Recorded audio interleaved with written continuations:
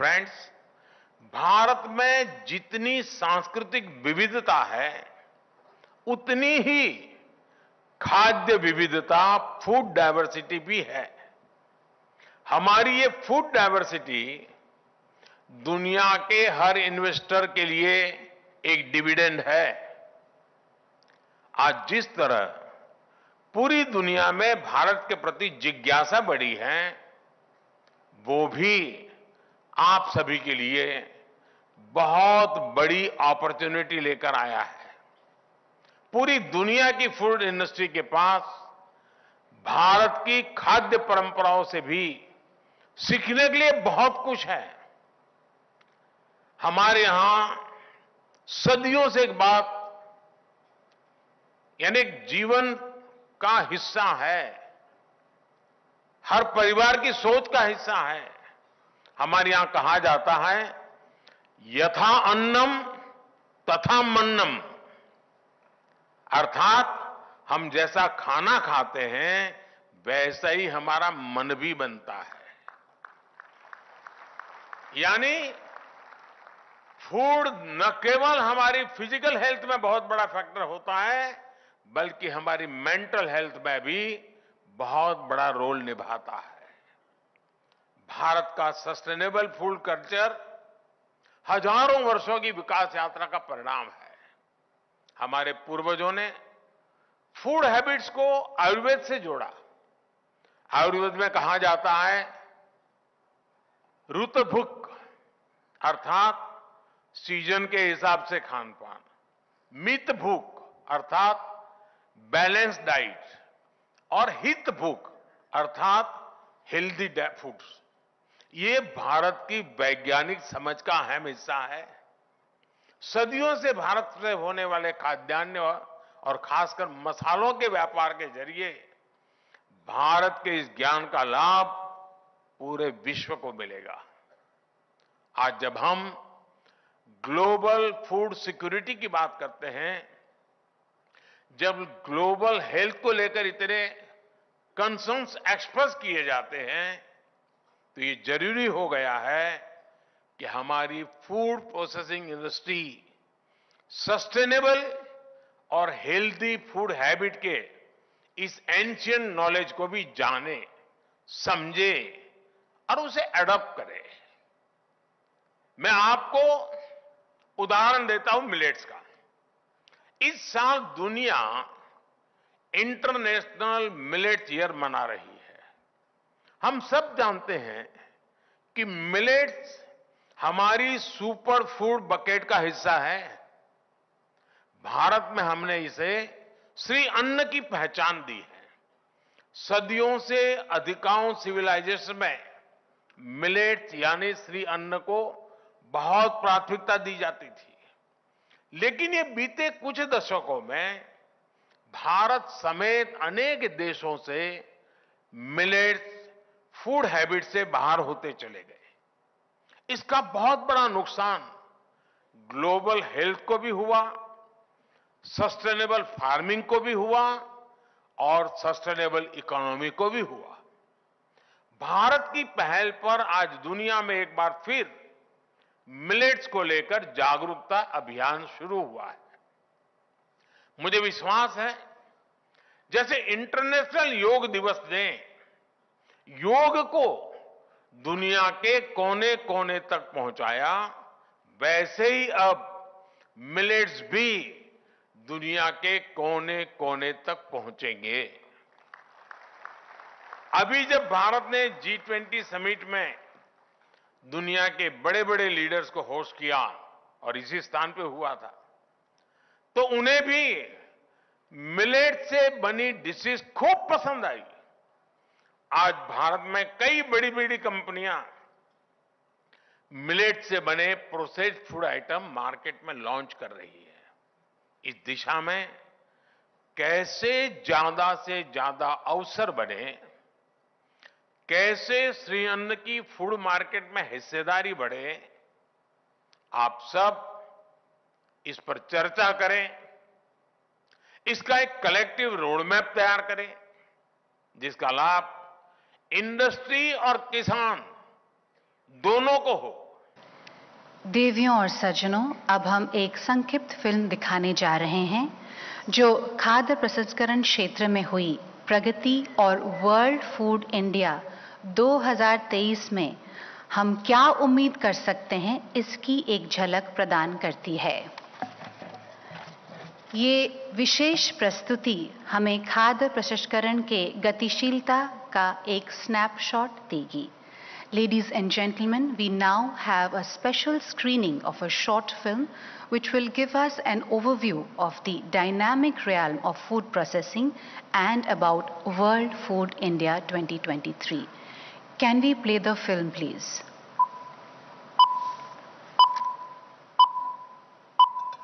The story of food processing goes back to ancient times.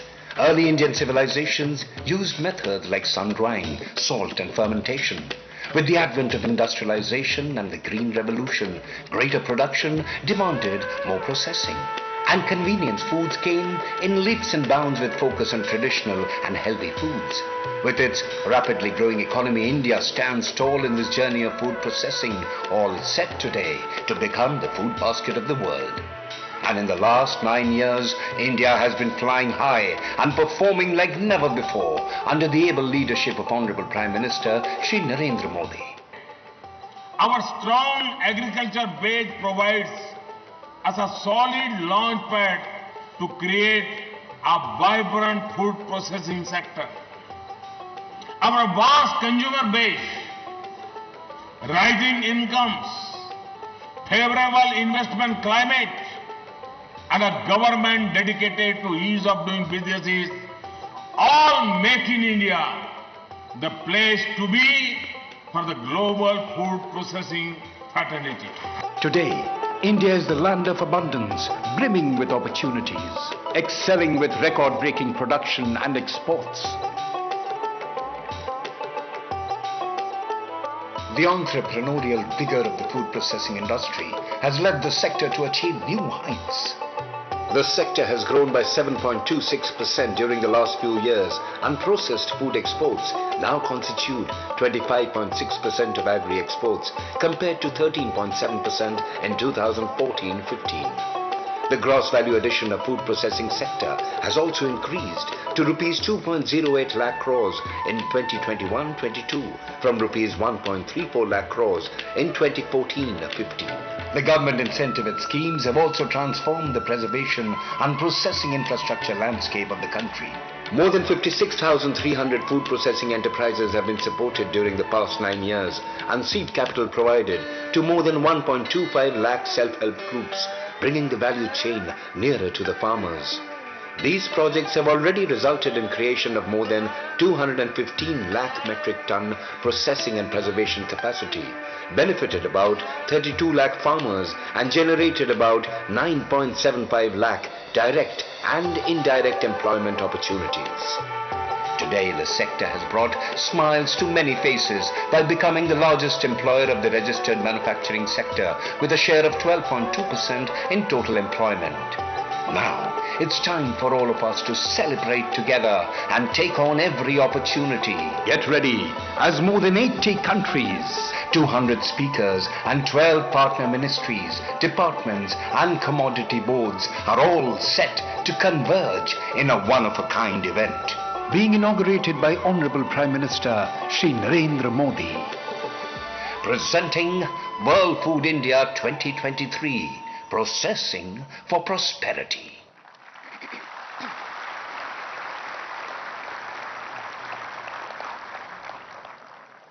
Ladies and gentlemen, the moment we have all been eagerly waiting for has arrived. It is a collective desire shared by all of us to hear directly from our Honorable Prime Minister about his vision for the food processing sector and the aspirations tied to World Food India 2023. आइए हम सभी माननीय प्रधानमंत्री श्री नरेंद्र मोदी जी का स्वागत करें और उनसे अनुरोध करें कि वे अपने प्रगतिपूर्ण दृष्टिकोण से हमारा मार्गदर्शन करें।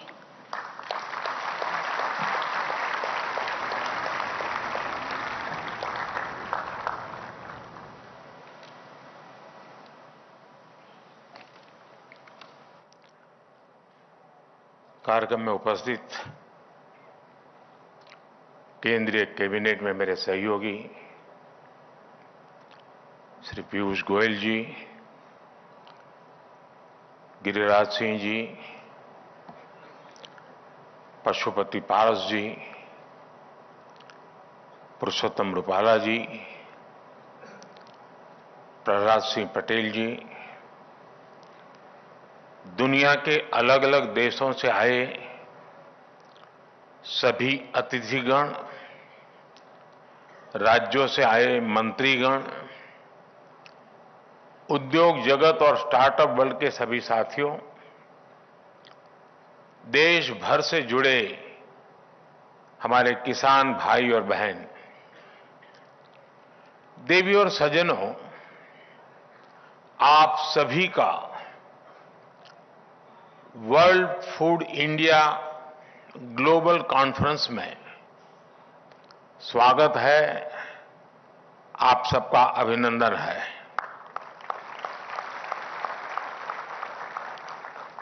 अभी मैं टेक्नोलॉजी पैवेलियन को देख करके यहां आया हूं। जिस तरह यहां टेक्नोलॉजी पैवेलियन, स्टार्टअप पैवेलियन और फूड स्ट्रीट जैसी व्यवस्थाएं की गई हैं, वो अद्भुत है। टेस्ट और टेक्नोलॉजी का ये फ्यूजन एक नए फ्यूचर को जन्म देगा, एक नई इकोनॉमी को गति प्रदान करेगा। आज की बदलती हुई दुनिया में 21वीं सदी की सबसे प्रमुख चुनौतियों में से एक फूड सिक्योरिटी भी है। इसलिए वर्ल्ड फूड इंडिया का यह आयोजन और भी अहम हो गया है। फ्रेंड्स, भारत में प्रोसेस्ड फूड इंडस्ट्री को आज सनराइज सेक्टर के रूप में देखा जा रहा है। पहले वर्ल्ड फूड इंडिया से के आयोजन से जो परिणाम प्राप्त हुए, वो भी इसका एक बहुत बड़ा उदाहरण है। पिछले 9 वर्षों में इस सेक्टर में 50,000 करोड़ का एफडीआई आया है।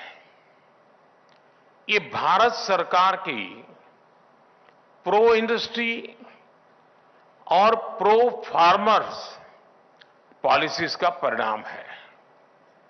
हमने फूड प्रोसेसिंग सेक्टर के लिए पीएलआई की स्कीम प्रारंभ की है। इसके तहत इंडस्ट्री और नए प्लेयर्स को विशेष सहयोग मिल रहा है। आज भारत में एग्री इंफ्रा फंड के तहत पोस्ट हार्वेस्ट इंफ्रास्ट्रक्चर के लिए भी हजारों प्रोजेक्ट्स पर काम हो रहा है। इसमें भी 50,000 करोड़ रुपए से ज्यादा का इन्वेस्टमेंट हुआ है। फिशरीज और एनिमल हस्बेंड्री में भी प्रोसेसिंग इंफ्रास्ट्रक्चर पर हजारों करोड़ रुपए के इन्वेस्टमेंट को बढ़ावा दिया जा रहा है। साथियों, आज भारत में ये जो इन्वेस्टर फ्रेंडली पॉलिसीज बनी हैं, वो फूड सेक्टर को एक नई ऊंचाई पर ले जा रही है। पिछले 9 वर्षों में हमारे कृषि निर्यात में प्रोसेस्ड फूड का हिस्सा 13 से बढ़कर 23% हो गया है। 13 to 23। 9 सालों में प्रोसेस्ड फूड के एक्सपोर्ट में करीब करीब 150% की वृद्धि हुई है। आज हम $50,000 मिलियन से ज्यादा का एग्रो एक्सपोर्ट करके ग्लोबली 7वें नंबर पर आ गए हैं। फूड प्रोसेसिंग इंडस्ट्री से जुड़ा ऐसा कोई क्षेत्र नहीं है जिसमें भारत ने अप्रत्याशित वृद्धि न दर्ज की हो। ये फूड सेक्टर से जुड़ी हर कंपनी के लिए, हर स्टार्टअप के लिए एक गोल्डन अपॉर्चुनिटी है। फ्रेंड्स, ये ग्रोथ अपने आप में स्पीडी और रैपिड जरूर लग रही है। इसके पीछे हमारी कंसिस्टेंट और डेडिकेटेड मेहनत भी रही है। हमारी सरकार के दौरान ही भारत ने पहली बार एग्री एक्सपोर्ट पॉलिसी बनाई। हमने नेशन वाइड लॉजिस्टिक्स और इंफ्रास्ट्रक्चर का नेटवर्क खड़ा किया। आज भारत में 100 से ज्यादा डिस्ट्रिक्ट और डिस्ट्रिक्ट लेवल पे डिस्ट्रिक्ट एक्सपोर्ट हब्स तैयार हुए हैं, जो सीधे डिस्ट्रिक्ट सीधा ग्लोबल मार्केट से जुड़ रहे हैं। पहले देश में 2 मेगा फूड पार्क होते थे। आज ये संख्या 20 से भी ज्यादा हो गई है। पहले हमारी processing capacity 12 lakh metric ton थी। अब ये 200 लाख मैट्रिक टन से भी ज्यादा है। यानी 9 वर्षों में 15 गुना से ज्यादा की वृद्धि। ऐसे कई प्रोडक्ट्स हैं जो पहली बार विदेशी बाजारों में जा रहे हैं, जैसे हिमाचल प्रदेश का ब्लैक गार्लिक, कच्छ का ड्रैगन फ्रूट या कमलम, मध्य प्रदेश का सोया मिल्क पाउडर, लद्दाख का कारकीचू एप्पल, पंजाब का कैवेंडिश बनाना, जम्मू का गुच्ची मशरूम, कर्नाटका का रव हनी। ऐसे कितने ही प्रोडक्ट्स हैं जो कई देशों में पहली पसंद बन गए, बहुत पसंद किए जा रहे हैं। यानी आपके लिए पूरी दुनिया में एक बहुत बड़ा बाजार बन रहा है। साथियों, भारत के भीतर भी और एक फैक्टर उभर रहा है। मैं इस बारे में भी आपका ध्यान आकर्षित करना चाहता हूं। आज भारत में तेजी से अर्बनाइजेशन बढ़ रहा है। बढ़ते अवसरों के साथ घर के बाहर काम करने वाले लोगों की संख्या भी बढ़ रही है। इसके कारण पैकेज फूड की मांग बढ़ी है, काफी बढ़ रही है। इससे हमारे किसानों के लिए, हमारे स्टार्टअप्स और स्मॉल एंटरप्रेन्योर्स के लिए अनएक्सप्लोर्ड अपॉर्चुनिटीज क्रिएट हो रही है। इन पॉसिबिलिटीज के लिए, इन एम्बिशियस पॉलिसीज के लिए आपके प्लान भी उतने ही एम्बिशियस होने चाहिए। साथियों, फूड प्रोसेसिंग सेक्टर में भारत की ग्रोथ स्टोरी के 3 सबसे प्रमुख आधार है। छोटे किसान, छोटे उद्योग और महिलाएं। छोटे किसानों की भागीदारी और उनका लाभ बढ़ाने के लिए हमने फार्मर प्रोड्यूस ऑर्गेनाइजेशंस एफपीओज को प्रभावी प्लेटफॉर्म के रूप में इस्तेमाल किया। भारत में हम 10,000 नए एफपीओज बनवा रहे हैं, जिनमें से 7,000 बन भी चुके हैं।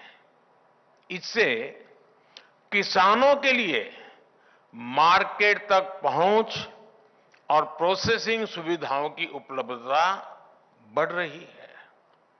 स्मॉल स्केल इंडस्ट्रीज की भागीदारी बढ़ाने के लिए फूड प्रोसेसिंग में करीब 2 लाख माइक्रो एंटरप्राइज को संगठित किया जा रहा है। One district one product ODOP जैसी योजनाओं से भी छोटे किसानों और लघु उद्योगों को नई पहचान मिली है। साथियों, आज भारत दुनिया को विमेन लेड डेवलपमेंट का मार्ग दिखा रहा है।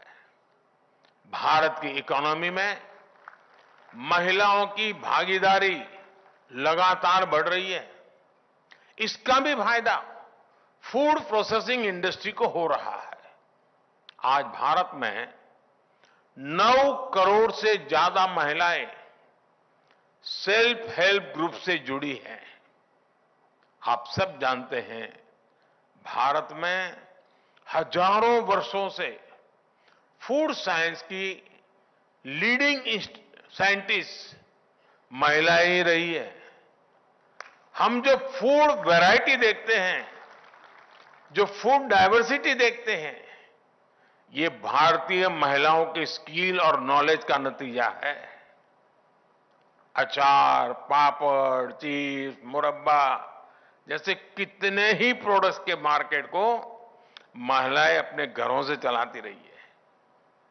भारत की महिलाओं में फूड प्रोसेसिंग इंडस्ट्री को लीड करने की स्वाभाविक क्षमता है। इसके लिए हर स्तर पर महिलाओं को कुटीर उद्योगों और सेल्फ हेल्प ग्रुप्स को प्रमोट किया जा रहा है।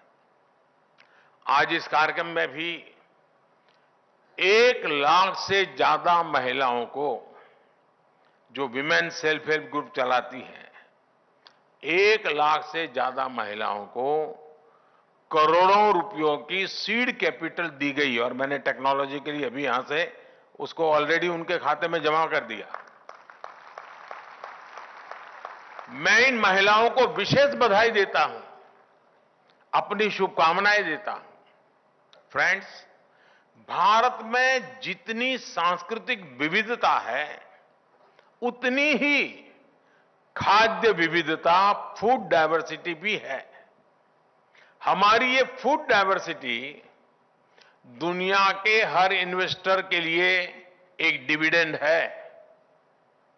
आज जिस तरह पूरी दुनिया में भारत के प्रति जिज्ञासा बढ़ी है, वो भी आप सभी के लिए बहुत बड़ी अपॉर्चुनिटी लेकर आया है। पूरी दुनिया की फूड इंडस्ट्री के पास भारत की खाद्य परंपराओं से भी सीखने के लिए बहुत कुछ है। हमारे यहां सदियों से एक बात,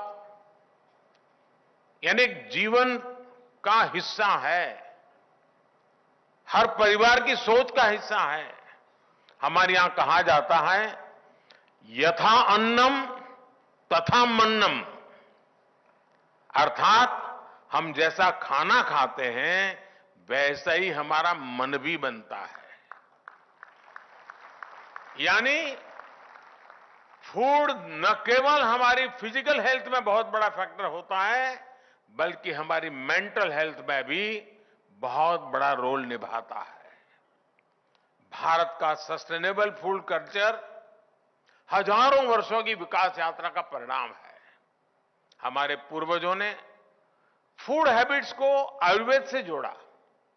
आयुर्वेद में कहा जाता है, ऋतु भुक अर्थात सीजन के हिसाब से खान पान, मित भूख अर्थात बैलेंस डाइट, और हित भूख अर्थात हेल्दी फूड्स।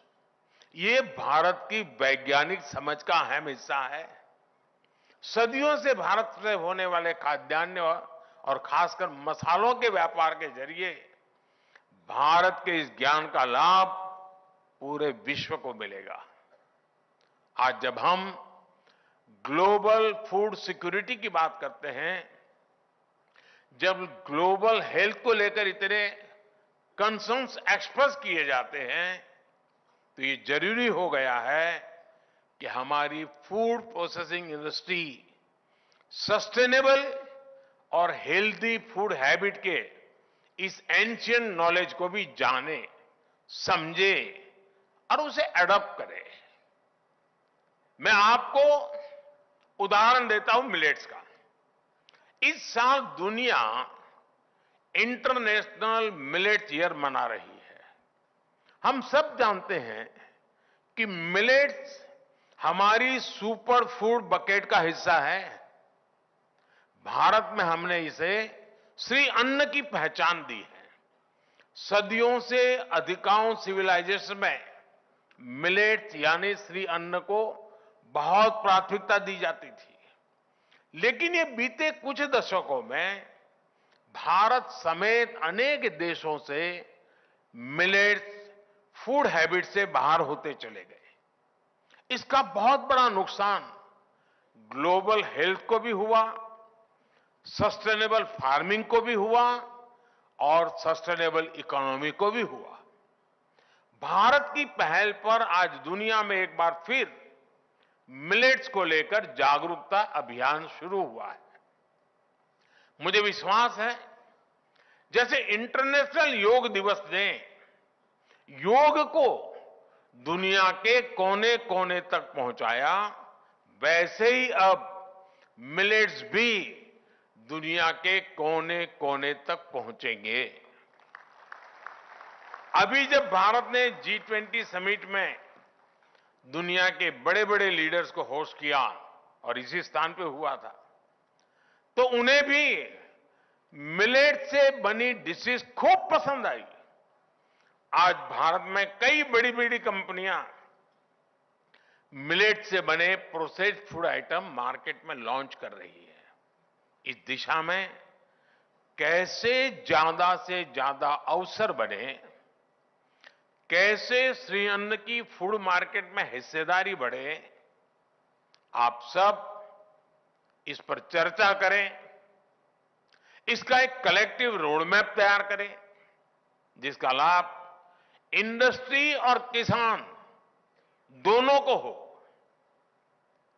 फ्रेंड्स, इस कॉन्फ्रेंस में आपके सामने कई फ्यूचरिस्टिक सब्जेक्ट्स के लिए चर्चा होने वाली है। इंडस्ट्री और बड़े वैश्विक हित दोनों विषय पर आप चर्चा करें, उस दिशा में कदम उठाएं। जैसे कि G20 ग्रुप ने दिल्ली डिक्लेरेशन में सस्टेनेबल एग्रीकल्चर, फूड सिक्योरिटी और न्यूट्रिशन सिक्योरिटी पर जोर दिया है। इस विषय में फूड प्रोसेसिंग से जुड़े सभी पार्टनर्स की बहुत बड़ी भूमिका है। हमें इसके लिए खुद को तैयार करना होगा।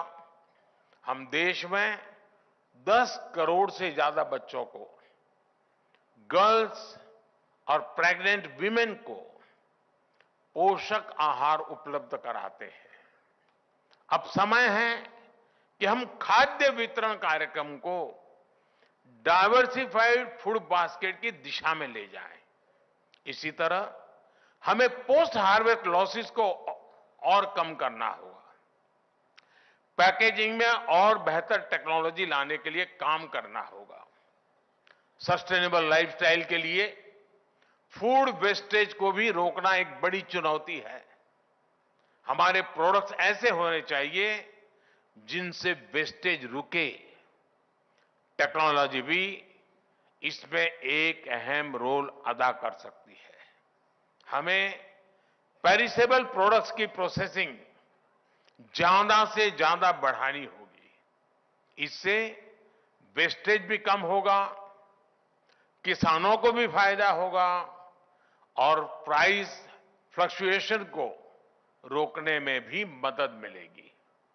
हमें किसानों के हितों और कंज्यूमर सेटिस्फैक्शन के बीच भी संतुलन बनाना होगा। मुझे विश्वास है इस आयोजन में ऐसे सभी विषयों पर विस्तार से विमर्श होगा।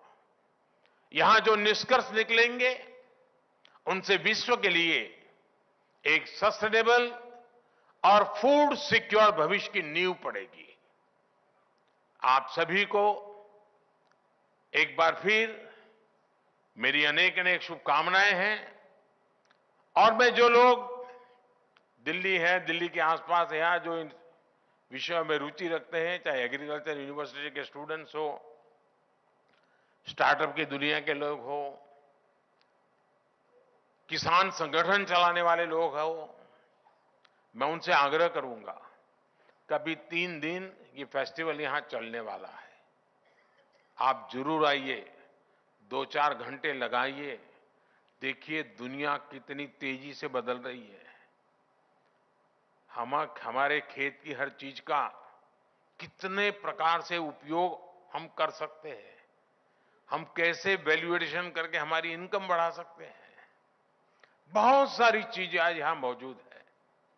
मेरे पास जितना समय था, लेकिन उसमें जितना भी मुझे देखने का अवसर मिला, वो वाकई प्रभावित करने वाला है। और इसलिए मैं यहां है जो उनको तो आग्रह करूंगा कि एक स्टॉल पर जाकर के उन चीजों को देखें, उसको आगे बढ़ाने में, उसमें भी वैल्यू एडिशन का काम आप कर सकते हैं। लेकिन मैं देश के लोगों को भी कहूंगा कि जिसके पास भी दिल्ली पहुंचने की भी संभावना हो, वो 3 दिन का ये फायदा उठाए और इतने बड़े भव्य आयोजन का लाभ वे भी ले। इसी अपेक्षा के साथ आप सबको अनेक अनेक शुभकामनाएं। बहुत बहुत धन्यवाद।